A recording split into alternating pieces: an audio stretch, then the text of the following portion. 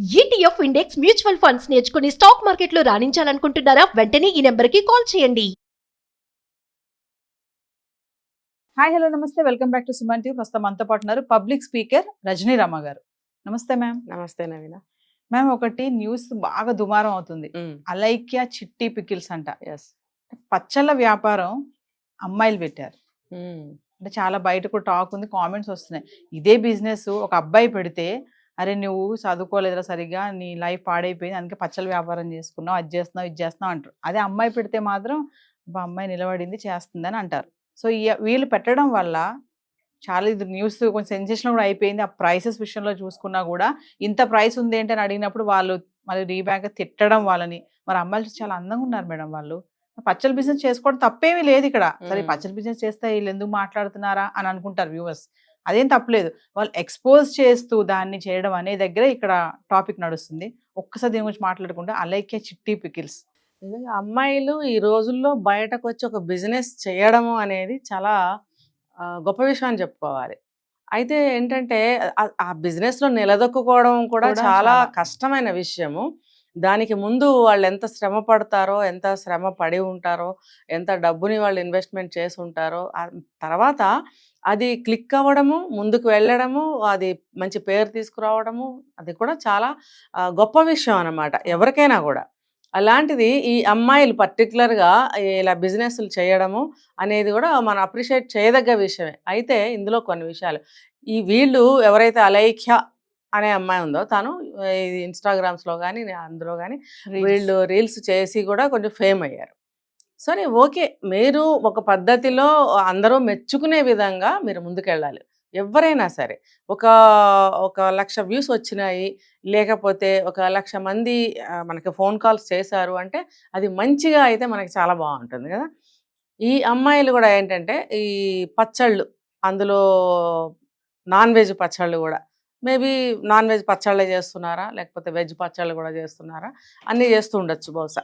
ఏది అయినా సరే ఇప్పుడు ఎవరైనా సరే మానాభిమానాలు అంటే పరువు ప్రతిష్ట అనుకోండి, నా దృష్టిలో అయితే అంతే.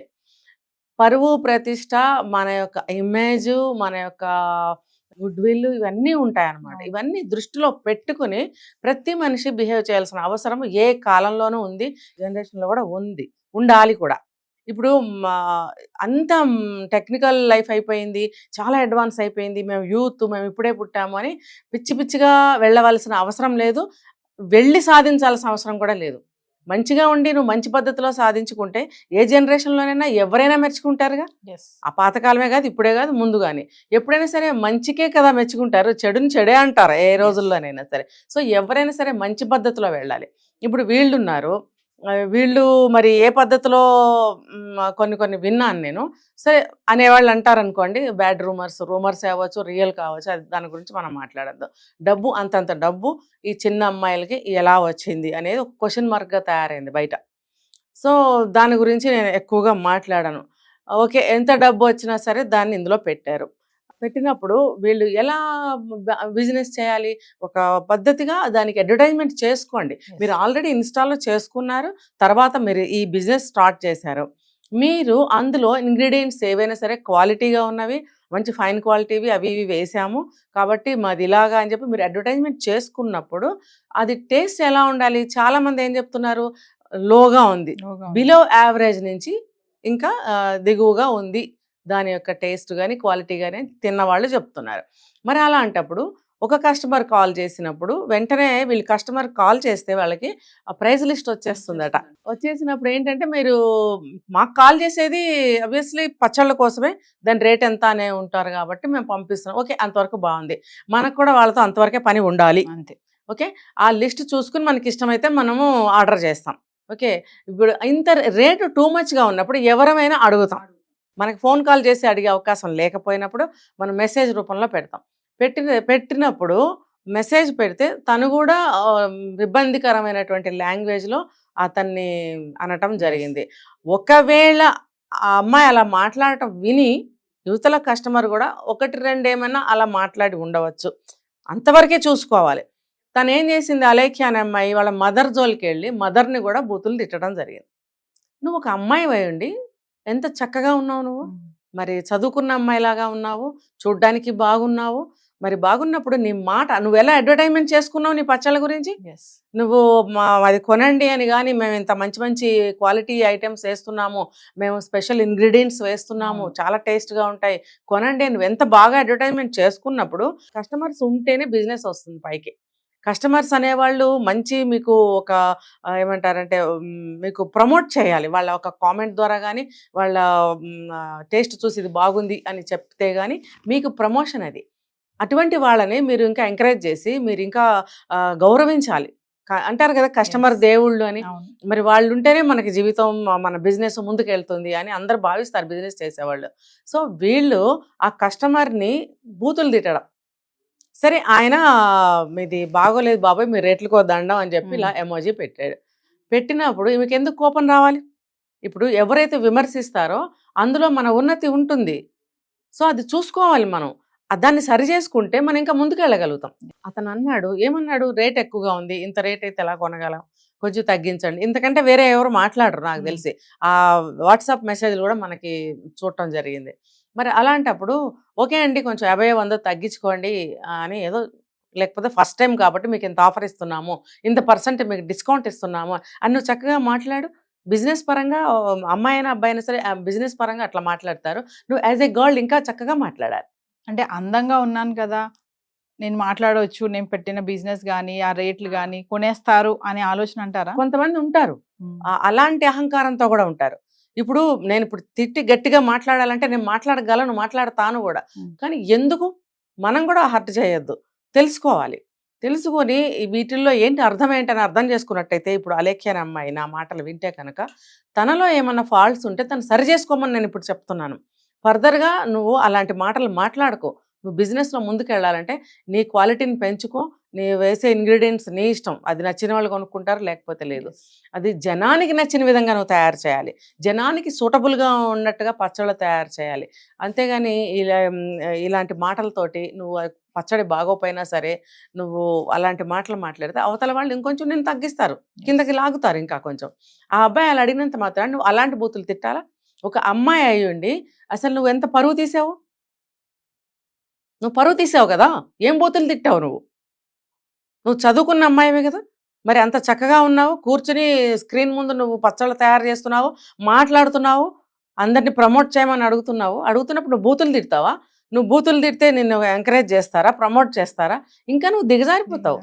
ఇప్పుడు కొంతమంది ఆల్రెడీ శాపాలు పెడుతున్నారు, నువ్వు డౌన్ఫాల్ అయిపోయింది, నువ్వు బోరేసుకుని భూమిలోకి వెళ్ళిపో, అంత అంత అంత కిందకి వెళ్ళిపోతుంది నీ బిజినెస్ అని అన్నవాళ్ళు కూడా ఉన్నారు. ఇప్పుడు ఇవి బాగున్నాయి, బ్లెస్సింగ్స్ ఉండాలి కాబట్టి ఉండాలి, కానీ ఇలాంటి శాపాలు ఉండొచ్చా? మరి నువ్వు అర్థం చేసుకోవాలి ఆ విషయాన్ని. మరి ఈ అబ్బాయి అన్నందుకు పచ్చి బూతులు, ఎలాంటి బూతులు అంటే మనం వెళ్ళాం అనమాట. అసలు ఒక తనే అంటుంది, ముష్టి పచ్చడి కొంటానికి నువ్వు ఇలా మాట్లాడతావా? ఓకే, నువ్వే అన్నావు కాబట్టి నేను కూడా మళ్ళీ అంటున్నా, పచ్చడి కోసం నువ్వు అబ్బాయిని ఏమేమన్నావు? ఒరేయ్ నువ్వు ముందు కెరీర్ చూసుకోరా, నువ్వు కెరీర్లో బాగుపడితేనే, నీకు డబ్బులు బాగా సంపాదిస్తేనే నువ్వు పెళ్ళానికి ఏమన్నా కొనగలుగుతావు, లేకపోతే నీ పెళ్ళాం కానీ నీ గర్ల్ ఫ్రెండ్ కానీ నిన్నెందుకు ప్రేమిస్తుంది, నీతో ఎందుకు ఉంటుంది, నిన్ను వదిలేసి వెళ్ళిపోతుంది. నువ్వు బాగా డబ్బులు సంపాదిస్తే నీ పచ్చడి కొనాలా? లేదా నీ పచ్చడి కొనడం కోసం అబ్బాయిని కెరీర్ చూసుకో, బాగా సంపాదించి అంటున్నావా? లేదు. నువ్వేం బంగారం కొంటావురా నీ పెళ్ళానికి? ఇవన్నీ ఎందుకు అసలు నువ్వు బంగారం కొనుక్కుంటాడు, మరి బంగారం కొనదు, నీ పచ్చడి కొనాలా? ఎవడైనా సరే నువ్వు బంగారం కొంటావా, పచ్చడి కొంటావా అంటే ఎవరైనా బంగారం కొంటానంటారు. ఎందుకంటే అది ఎప్పటికైనా కూడా ఇన్వెస్ట్మెంట్, అది ఏ సమయంలోనూ ఆదుకుంటుంది. నువ్వు ఒక ₹1,00,000 ₹50,000 బంగారం కొన్నా అది నీకు ఏదో ఒక విధంగా ఎప్పటికప్పుడు ఉపయోగపడుతుంది. లేదు, నీ దగ్గరే ఉంటుంది ఒక ప్రాపర్టీగా. పచ్చడి ఉంటుందా? ఇప్పుడు అందరూ ఏం చెప్తున్నారు, ఆ పచ్చళ్ళు వరస్ట్గా ఉన్నాయి, బిలో యావరేజ్ టు వరస్ట్ అంటే మరి తను అర్థం చేసుకోవాలి తన పచ్చళ్ళు ఎలా ఉన్నాయి. ఆ ఆయిల్ వాసన, మరి ఇంగ్రీడియంట్స్ ఏమేస్తుందో తెలియదు, కారం తప్పితే ఇంకేమీ మాకు తెలియటం లేదు అందులో రుచి అని చెప్తున్నారు. మరి అటువంటి పచ్చడి నువ్వు అమ్ముతూ నువ్వు ఇలాంటి మాటలు ఎందుకు అంటున్నావు? ఫైన్ క్వాలిటీ ఉంది అన్నప్పుడు నువ్వు మాట్లాడాలి. అట్లాంటి ఫైన్ క్వాలిటీ ఇంగ్రీడియంట్స్ అన్ని వేస్తే పచ్చడి చాలా టేస్ట్గా ఉంటుంది. అసలు చెప్పిన వాళ్ళు ఏమని చెప్తున్నారు మరి అది అర్థం చేసుకోవాలి. మరి ఆ అబ్బాయిని అట్లాంటి మాటలు మాట్లాడటమే కాకుండా నువ్వు గోల్డ్ కొనగలవా నువ్వు పెళ్ళానికి మరి అని చెప్పి ఇంకా చాలా మాట్లాడింది. అది అందరికీ వైరల్ అవుతుంది, ఆ వీడియో వినొచ్చు. మరి చాలా తప్పది. నువ్వు ఎన్ని రకాలుగా ఆ అబ్బాయిని ఎన్ని యాంగిల్స్లో నుంచి నువ్వు గుచ్చావు అబ్బాయిని. అట్లా అవమానం చేయొచ్చా? నీ పచ్చడి కోసం. నీ పచ్చడి కాకపోతే ఇంకో పచ్చడి కొనుక్కుంటాడు అబ్బాయి. నేను నీకు ఇవ్వను అబ్బాయి, ఆ రేటుకి నేను ఇవ్వను.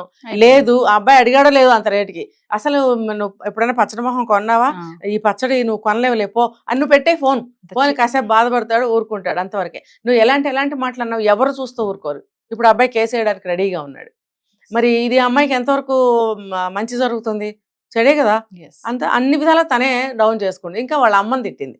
అమ్మని తీసుకొస్తే ఎవరికైనా సరే ఎక్కడ కాలుతుంది, ఎలా కాలుతుంది, ఎంత కాలుతుంది అది తెలుసుకోవాలి. ఇప్పుడు అన్ని బూతులు మాట్లాడే మనిషి తననెవరన్నా అదే బూతు మాట మాట్లాడితే తనకి ఎంత కాలుతుంది తెలుసు, అమ్మాయికి తెలుసు. దాని అర్థం ఎలా ఉంటుంది, దాని బాధ ఎలా ఉంటుంది, దాని ఇంపాక్ట్ ఎలా ఉంటుంది కూడా ఆ అమ్మాయికి తెలుసు.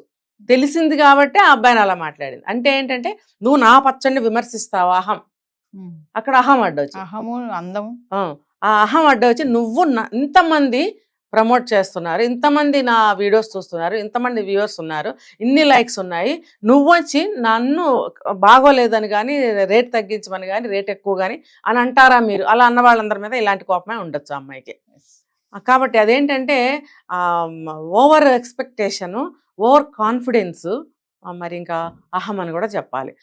ఇప్పుడు ఒక ఆడపిల్ల తన లైఫ్ని మంచిగా సెటిల్ చేసుకోవాలి అనే క్రమంలోనే కదా డబ్బు అనేది సంపాదిస్తారు. సరే, నువ్వు మంచి పద్ధతిలోనే సంపాదిస్తున్నావు, సంపాదించినప్పుడు మంచి పేరు కూడా తీసుకురా, మంచి మాట కూడా ఉండాలి కదా. నువ్వు చాలా మంది ఏవేవో దారుల్లో వెళ్ళి డబ్బు సంపాదించేద్దాం అనుకునే వాళ్ళు కూడా ఉంటున్నారు. మరి నన్ను చక్కగా పికిల్స్ తయారు చేసుకుని నీ స్వయంగా నువ్వు కాళ్ళ మీద నిలబడి బిజినెస్లో నిలదొక్కుని ముందుకెళ్ళాలి, మంచి లైఫ్ సెటిల్మెంట్ చేసుకోవాలి అని నువ్వు అనుకుంటున్నావు. ఓకే, నేను నీకు ఓటేస్తున్నాను, నువ్వు అనుకుంటున్నావు, ఖచ్చితంగా అనుకుంటున్నావు. అలా అనుకుంటున్నప్పుడు నువ్వు ఇలా మాట్లాడితే నువ్వు తెచ్చుకున్న ఆల్రెడీ ఏదైనా కొంచెం పేరు తెచ్చుకుంటే అది కూడా పోయినట్టేగా. ఇప్పుడు కేసు వేయడానికి రెడీగా ఉన్నారు, నువ్వు తిరుగుతావు పోలీస్ స్టేషన్ చుట్టూ, తిరిగావు పో, నీకు ఎంత డబ్బు ఖర్చు పెట్టాల్సి వస్తుంది? నువ్వు ఎలాగో కష్టపడి డబ్బు సంపాదించి ఇందులో ఇన్వెస్ట్మెంట్ చేసావు, ఇప్పుడు మరి ఆ డబ్బు నువ్వు అక్కడ ఖర్చు పెట్టాల్సిన అవసరం ఉంటుంది. ఇంక నీకేంటి ప్రయోజనం ఏంటి? నీ బ్యాడ్ నేమ్ వచ్చింది, ఉన్న డబ్బు చాలా పోతుంది, ఫర్దర్గా నువ్వు బిజినెస్ ముందుకు వెళ్ళగలవో లేదో తెలియదు. అంటే ఓవరాల్గా నువ్వు ఎంత లాస్ పోతున్నావు అన్ని విధాలుగా. మరి నేను నోరు ఎప్పుడైనా అదుపులో పెట్టుకోవాలి. నువ్వు ఒక ఆడపిల్లవి అయ్యండి, మంచి జీవితంలో సెటిల్ అవ్వాల్సిన ఆడపిల్లవి, ఒక అబ్బాయిని, ఆ అబ్బాయి కూడా ఏమన్నాడు, దానికి నువ్వు బూతులు తిట్టాల్సిన అవసరం ఏముంది? నోరు అదుపు చేసుకుంటే జీవితాలు బాగుంటాయి. ఇప్పుడు కంట్రోల్లో పెట్టుకోవాలి, ఇష్టం వచ్చేట మాటలు అనడం కాదు. ఇప్పుడు అబ్బాయి కేసు పెడతాడు, తను ఏం చేసుకుంటుందో మనకు తెలియదు. ఫర్దర్గా అయితే నేను చెప్పేది ఏంటంటే అమ్మాయికి నోరు కంట్రోల్లో పెట్టుకోవాలి. నీ యొక్క డ్రెస్సింగ్ ఉంది చూసావా, నీ డ్రెస్సింగ్ సెన్స్ సరిగ్గా ఉండాలి. నువ్వు ఒక ఆడపిల్లవి, నీకు మ్యారేజ్ అయిందో లేదో మాకు తెలీదు. కాబట్టి నువ్వు ఒక మంచి ఒక మెసేజ్ని ఇవ్వాలి. ఎవరైనా ఏ పని చేసినా సరే నీ డ్రెస్ ద్వారా ఒక మెసేజ్ని ఇవ్వచ్చు, నీ మాట ద్వారా ఒక మెసేజ్ ఇవ్వచ్చు, నీ బాడీ లాంగ్వేజ్ ద్వారా నువ్వు ఒక మెసేజ్ ఇవ్వచ్చు. ఇవన్నీ నీ దగ్గర లేవు, సరిగ్గా లేవు. సరిగ్గా పెట్టుకో ఫస్ట్. నువ్వు ఈ విధంగా మాట్లాడటం వల్ల ఏం చేస్తారు, ఎవరైనా అందరూ మంచి వాళ్ళే చూడరుగా, ప్రతి వాళ్ళు చూసే హక్కు ఉంది యూట్యూబ్లో కదా, ఇన్స్టా కానీ ఏదైనా వాళ్ళు చూస్తారు. వాళ్ళ దృష్టికోణం నీ పచ్చడి మీద ఉంటుందమ్మా. ఒక వయసు అమ్మాయి నువ్వు ఏం చూపిస్తున్నా దేని మీద ఉండదు, నీ మీద, నీ బాడీ మీద ఉంటుంది. మరి వాడు తాగుబోతా, తిరుగుబోతా, డ్రగ్గిస్టా, ఇంకోట క్రిమినలా, లేకపోతే ఆడపిల్లల్ని ఎత్తుకుపోయేవాడా, ఆడపిల్లల్ని తార్చేవాడా, ఏంటి అవతల వాడు ఎవరైనా చూస్తారు కదండి. ఎవరైనా చూసినప్పుడు నీ పరిస్థితి ఏంటి? నిన్ను ఇండైరెక్ట్గా బ్యాడ్ చేయొచ్చు, ఇండైరెక్ట్గా నిన్ను బ్యాడ్ పబ్లిసిటీ చేయొచ్చు, లేకపోతే వాడు ఆ దృష్టితో వెళ్ళి వేరే అమ్మాయిని ఏమైనా చేయొచ్చు. అంటే నువ్వు చేస్తున్న పని సమాజంలో ఎటువంటి చెడుకి దారి తీస్తుంది అనేది నువ్వు కూడా ఆలోచించుకోవాలి. ఇప్పుడు చెప్పాను కదా, ఒకళ్ళు తెలియకపోతే నువ్వు తెలుసుకో. నువ్వు చేస్తున్నటువంటి ఏదైనా సరే అది సమాజంలో ఏ ఒక్క యాంగిల్లో నుంచైనా మంచి జరిగిందా ఇప్పుడు వరకు, లేదా జరగబోతుందా అది ఆలోచించుకో. ఒకవేళ నీకు మంచి జరుగుతుంది అంటే ఆ పర్టికులర్ పాయింట్ తీసుకుని దాని వైపు వెళ్ళు. ఒక మంచి పద్ధతిలో బిజినెస్ చేసుకోమని నేను చెప్తాను.